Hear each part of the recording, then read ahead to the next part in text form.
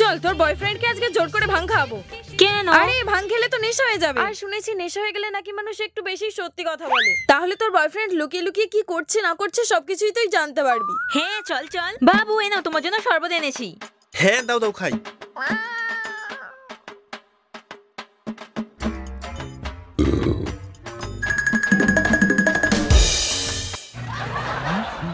বাবু আমাকে চিনতে পারছো? তুমি এই শাড়িটা পরে নিয়েছো?